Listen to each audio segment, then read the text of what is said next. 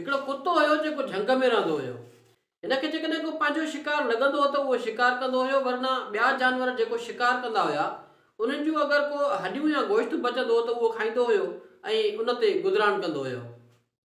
हिकिड़े ॾींहुं कुते खे हिकिड़ो गोश्त जो टुकड़ो हथ आयो। हिनखे दिलि में अची ख़ौफ़ वेठो त किथे को जानवर न हमिलो करे या को जानवर उहो गोश्त जो टुकड़ो खसे न वञे। उनजे करे उहो कुतो गोश्त जो टुकड़ो खणी ऐं झंग में कंहिं परे मंज़िल जे तरफ़ वञणु लॻो। जॾहिं कुझु अॻिते वियो त अॻियां हिकिड़ो दरिया हुयो। उहो दरिया क्रॉस करे हिनखे ॿिए पासे का अहिड़ी जॻह पई सुझे जिते ही आज़ादीअ सां आज़ादाना तरीक़े सां वञी उन गोश्त जे टुकड़े खे खाए हा ऐं इंजॉय करे हा। हीउ दरिया तो क्रॉस करण जे लाइ जॾहिं पुल तां क्रॉस करणु लॻो त हिनखे दरिया में पाणीअ में पंहिंजो अक्स पंहिंजो पाछो नज़र आयो।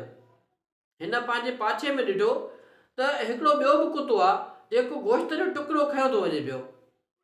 हिन जे दिलि में अची लालच वेठी त कंहिं नमूने ड्रेजारे धमकाए इन कुते खां जेकॾहिं इहो गोश्त जो टुकड़ो खसिया त वाह जो डबल ढो लॻंदो।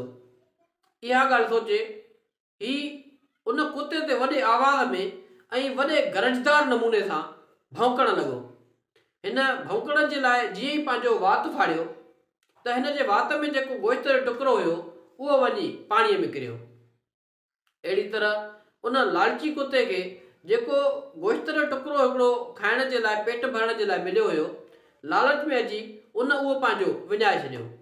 दोस्तो, ही ॻाल्हियूं अहिड़ियूं आहिनि जेके असांखे असांजी ज़िंदगीअ में सबक़ ॾींदियूं आहिनि त जेकॾहिं तव्हां लालच कंदव त लालच बुरी बला आहे, ऐं जेकॾहिं अधु छॾे ऐं माण्हू सॼे जे कढ वेंदो त अधु बि वेंदो आहे हलियो।